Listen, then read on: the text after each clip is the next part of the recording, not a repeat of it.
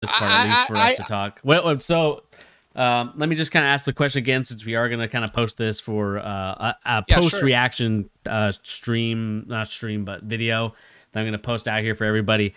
Tyrese, did you learn anything about this game from the Nets perspective, from the Bucks perspective? What was your main takeaway from this game? I just think the Bucks, for one, just to go on their side for a minute, I think they're going to be very difficult to beat once they get their full core back. And as for the Brooklyn Nets, they just need more role players. Like, they don't have a guy off the bench who can just, like a Spencer Dinwiddie, or, they don't have anybody. And if they don't go out and get somebody like that, I think they're going to have a tough season. KD might average 29, 30 points. James might average 25, 26, but they're not going to go far. Especially with Kyrie Irving out, because they don't have defense like that, as you can see here. They can't really rebound. So, I mean, they're going to have to rely on their scoring if they're not going to go out and get size. They need Kyrie Irving back. If they want to win 50 games, they need Kyrie Irving back. Yeah. I mean, if you take away just Harden's assists, they have like only a couple guys that have really have the assists. Like, I think Kevin Durant's the next one with 4. So it kind of goes to show you they need another playmaker out there. Like, 5 to 8 assists, I think, is what they need, because if you look at the other side, they had 25 assists, which is huge. Again, 14 offensive rebounds. I will keep harping about this. The Bucks game strategy is we're going to jack the shots up, but we're also going to get those offensive rebounds and crash the boards. We're not going to kind of have anybody kind of leak out, go back on defense.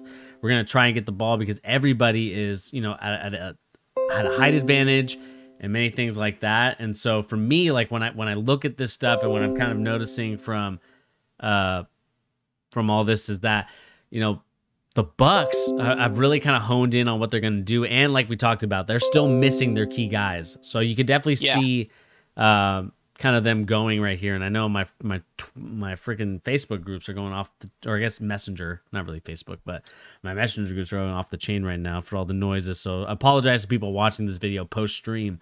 And for the Nets, I think the biggest takeaway again is, like you talked about, Tyrese, having a role player or someone off the bench. Yes, they have Patty Mills, came off the bench, giving them some key minutes, but then you go to the big fellas, and the big fellas are really struggling in that aspect. Only 6 points from Blake Griffin. You got 12 from Claxton, which is good, but then you only get 1 point from LaMarcus Aldridge, which I know is coming back from a heart injury. And Paul Millsap only getting 5 minutes out there in the rotation. I feel like he should be playing a lot more in there. And maybe cutting some of the other minutes from the other guys. Like, I think Blake Griffin playing 23 is a little bit too much for him. And so I'm curious to see what's going to be going on for that. Again, not really getting too much from your big fellas out there. And I think that's going to be a huge issue going forward for this team, especially when you have a guy like Javon Carter, who got a lot of play time, got a lot of PT today, 19 minutes, but was minus 29 in the game. Like, that's unacceptable, right, Tyrese? Like, it's just like a minus 29, not really adding anything. 0 for 3 on field goals, 0 for 2, probably getting cooked on defense, has a turnover, and those things just can't fly. Yeah, I agree. They have to not rely on what's his name, Blake Griffin, so much. They need to get more LaMarcus Aldridge more involved. I know he's just barely coming back. Yeah, it's the first game, but as the season goes on, they're gonna need him big, especially like on the rebounding side, because they're just terrible. Yeah, so that's what I think too. I also think they need to start playing Bruce Brown as well. I mean, Bruce Brown played really well for them in the regular season. The fact that he only got 4 minutes tonight is a huge red flag for me for this team. Again, I talked about this a numerous amount of times throughout the stream, and I'll talk about it here in this short video, or however long this video is. But my biggest problem right now is that they don't have another ball scorer. Kyrie's not in there to kind of facilitate and add more to the assist total, and I really think that's going to be a huge reason as to why the Nets honestly are going to be a team that's going to struggle from here on out. Like it's going to be a bad time for the Nets. I mean, Steve Nash doesn't know how to get guys together like that. I mean, this is barely his second year. You know, he's not a 20-year head coach. Like, okay, guys, it's gonna be fine. Like, I just think KD thought when he got James and he got Kyrie, everything would be fine without this pandemic coming in the way. But now with this Kyrie Irving situation, it seems like their locker room isn't together. I don't know how they are. It seems like maybe there's little cliques. Like James and Kyrie. I mean, James, Kyrie, and KD are cool, but the rest of the guys are kind of just like afterthoughts. Like, you know? Yeah. Like, it just doesn't seem like a championship team. Like, everybody likes each other. Everybody's smiling. Everybody, you know, like how the Lakers were in 2020. I don't have that feel with the Nets, or even how the Bucks were and the Suns. Like, they're just not that kind of team to me. Yeah, and another thing too for the Nets, you know, without Mike D'Antoni, I know whatever you think of him, you may think of him as a fraud because he can never get to the big game. But whether he got to the big game or not, that team offensively overperformed and really helped. And I know Steve Nash played in that system with D'Antoni, but there's a difference between, you know, kind of playing in the system that you learned from D'Antoni and then, you know, learning and actually having D'Antoni there to teach the guys. And I just feel like without D'Antoni there offensively, I feel like these guys are struggling on offense. You know, not saying, you know, 32 points is not really struggling, but Harden didn't really make a huge impact on the scoring aspect. 6 of 16, 4 of 8. Like, he did his thing, but there was still, I felt like he could have given you more than just, you know, 20 points. I know he probably shot less free throws than he's usually accustomed to. Usually those guys are accustomed to, like, you know, 12, 13. But I think they realized that the free throw is not something that a lot of people want to keep watching. So, you know, we talked about this with the rule change and things like that. So I'll be curious to see whether or not Harden can kind of get a groove going, because right now he just did not look to the best that I've seen Harden before playing in a game. Another thing I want to add too, Tyrese, you did mention it earlier. It looks like Drew Holiday did exit that game with a heel contusion, so he definitely did not play the rest of that game. He only got about 18 minutes in there. And I think everybody on the Bucks, you know, Coddington had 20 points, a sneaky 20 points, I felt like. You know, 4 of 9 from 3, 8 of 13 from the floor. Nwora played his butt off, you know, 3 for 6 from 3, had 15 points. And then Thomas, you know, had 6 points, you know, 2 of 4 from the floor. And George Hill didn't really do too much, in my opinion. But, I mean, this is going to be a fun, interesting season to watch as we continue to see what the Milwaukee Bucks are going to do. And again, you know, I don't think this is like a huge red flag and a concern for the Brooklyn Nets, but I think what this does say is that right now the Milwaukee Bucks are a lot better than I think a lot of people expected. I think a lot of people expected a really close game with the Brooklyn Nets and the Bucks, myself included in that. And it obviously was proven false with the way that the game has gone. Yeah, I just knew it was going to be too much for the Nets. I mean, they got so much going on off the court and on the court. They don't have the pieces. You know, the Bucks championship night, you know, everybody's out. I couldn't see Brooklyn beating them unless KD probably dropped 50, realistically. And that's what it probably had to be, as we see in the score box. Yeah. And then Sean, who's in the chat right now, you said Giannis is the best player on the planet, not KD. Can we agree?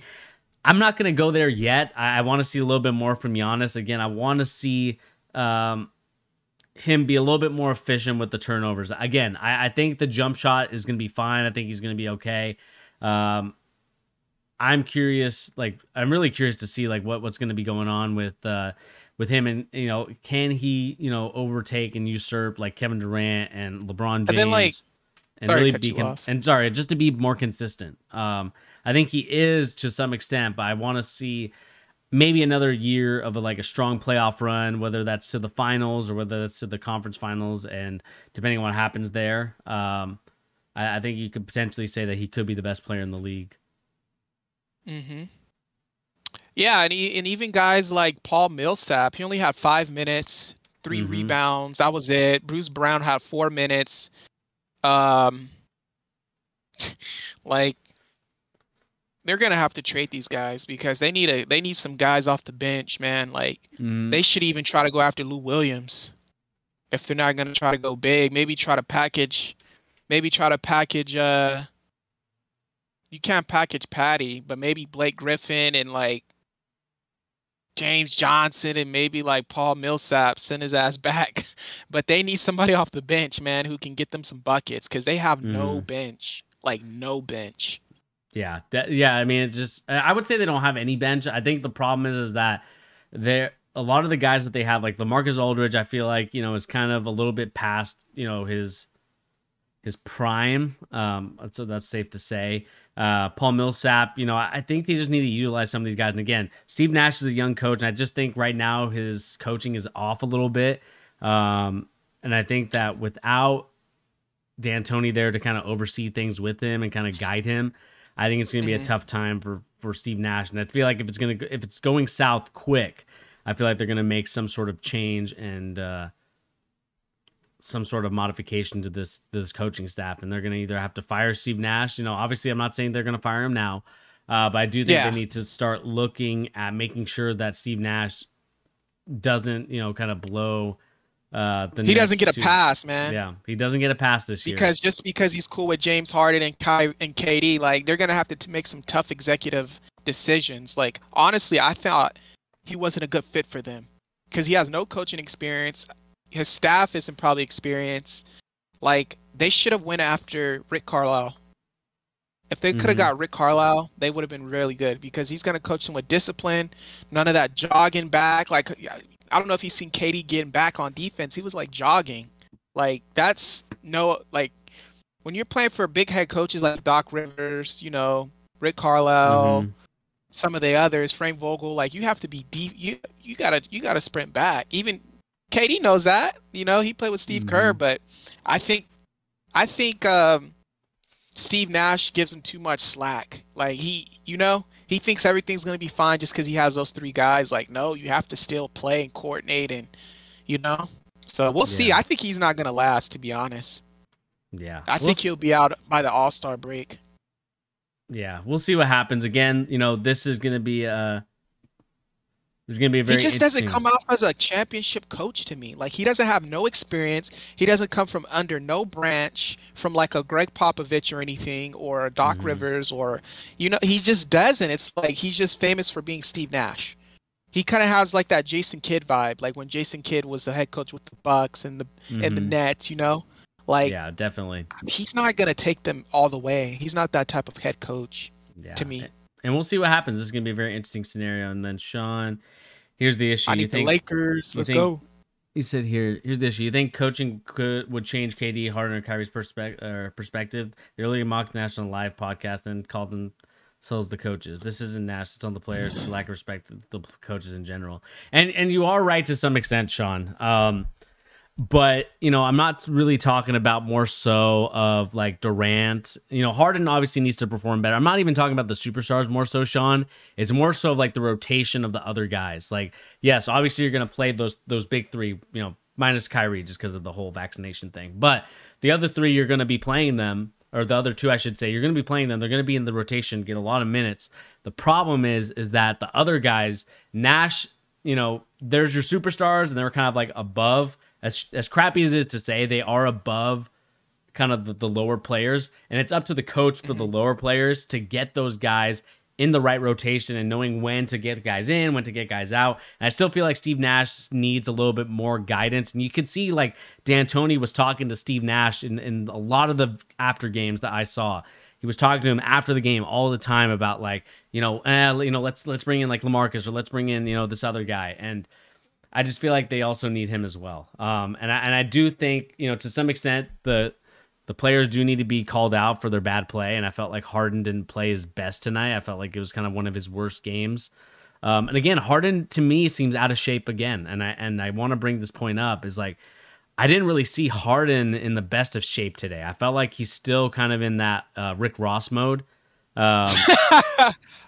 He needs to eat more pears, man. Like it doesn't look good. Like again, yeah, it doesn't. I just think that he's got a little bit of a gut right now, and I just don't think that he's really focused on working out. Like I've seen him when he works out with PGF Performance, a guy in Cali, a program that I actually follow myself. Like you see that like the difference between like Harden then to what he is like right now, and all the holdouts and all that stuff. He just doesn't look the same. Nah, he doesn't. Sean, you said I feel like this big three is the ultimate toxic big three from and a he coaching really needs to watch it perspective. too because his metabolism is so much slowed down now that he's older. Like, yeah, How we'll can see. the coaches get the bench guys if the team's leaders are mocking him? I mean, that's also something too. I think there needs to be some sort of level of respect. I do agree with you there, Sean. Like, there needs to be respect between the coaches and the players, and the players to the coaches.